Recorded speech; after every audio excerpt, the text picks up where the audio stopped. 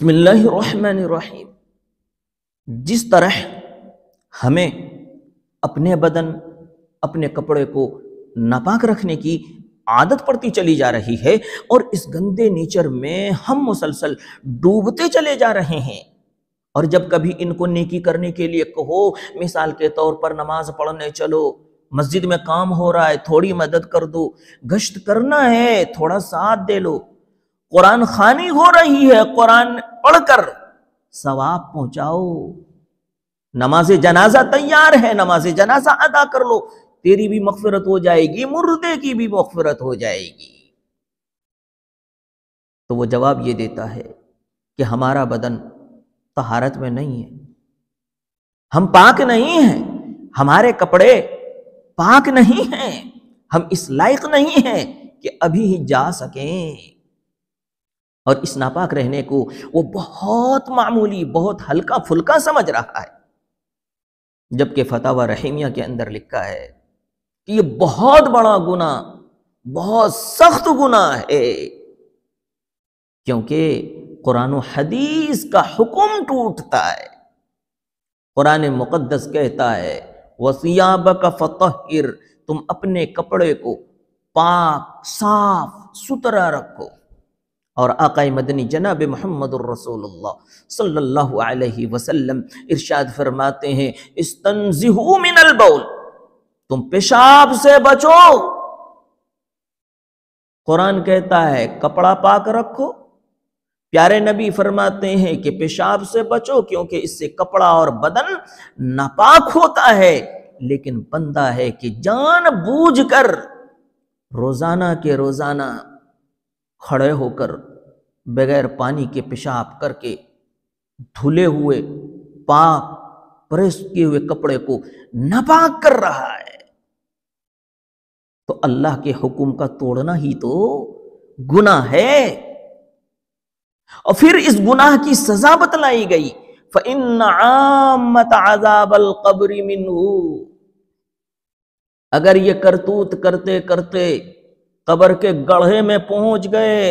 تو عذاب قبر سے تمہیں کوئی نہیں بچا سکتا، کیونکہ حضور اکرم صلی اللہ علیہ وسلم نے ارشاد فرمایا ہے کہ عام طور پر مردوں کو پیشاب سے نہ بچنے ہی کی وجہ سے عذاب قبر ہوتا ہے۔ اس سے بڑھ کر اور کون نادان ہوگا کہ اپنے بدن اور اپنے کپڑے کو ناپاک رکھ کر خواہ عذاب قبر مول لے رہا ہے۔ اللہ ہمیں بچنے کی توفیق عطا فرمائے۔ یہ تو قبر کی بات ہوئی،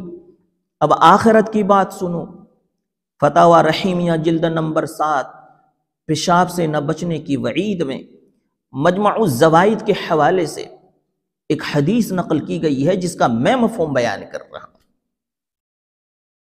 کہ جہنم میں 4 قسم کے لوگ ہوں گے،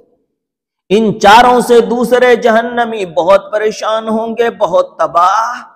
حال ہوں گے، آپس میں وہ گفتگو کر رہے ہوں گے کہ ہم تو پہلے ہی تکلیف میں مبتلا تھے، ان چاروں کی ہائے پکار سے شور مچانے سے ہماری تکلیف میں اور اضافہ کر رکھا ہے اور بڑھا رکھا ہے۔ ان چاروں شخصوں میں سے ایک شخص یہ ہوگا یجر امعاءہ، جو اپنے آنتوں کو کھینچ کر چلتا ہوگا۔ جہنم کا مل جانا مصیبت، اور جہنم میں خاص قسم کا عذاب مل جانا یہ دوہری مصیبت۔ یہ اس مصیبت میں پھنسا کیوں ہے؟ وہ پھنسا اس لیے ہے کہ لا یبالی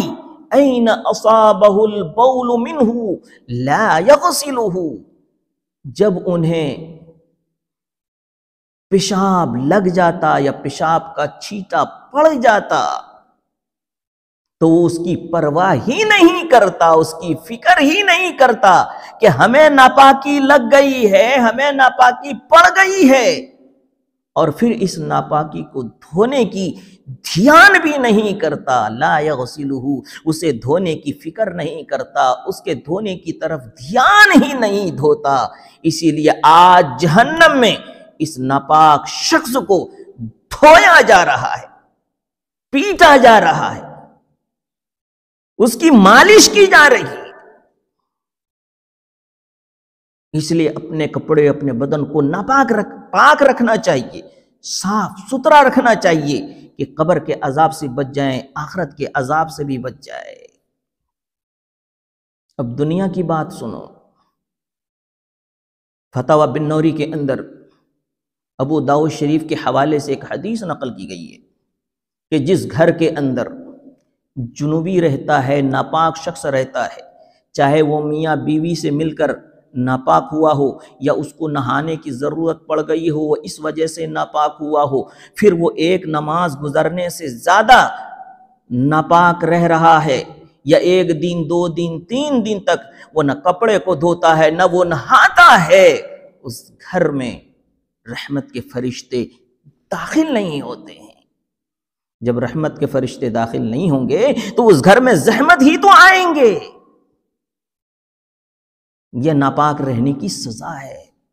دنیا بھی خراب، قبر بھی خراب، اور آخرت بھی خراب کہ ہم جہنم میں پھنس گئے۔ اس لیے میرے دینی بھائیوں، ناپاک نہ رہو، پاک رہو۔ پاک رہنے سے بدن کی صحت باقی رہتی ہے، اسے بیماری نہیں لگتی ہے، لوگ اسے اچھی جگہ پر بیٹھاتے ہیں، اللہ اور اس کے رسول خوش ہوتے ہیں۔ اس لیے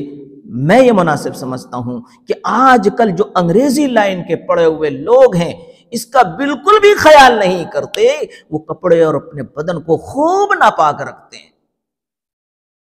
چاہے انگریزی لائن کے ہو یا اس قسم کے عادت میں جو بھی پھنس جائے، سب کے لیے حکم ہے۔ اس لیے میں یہ سمجھتا ہوں کہ اللہ تعالی ہم سب کو ناپاک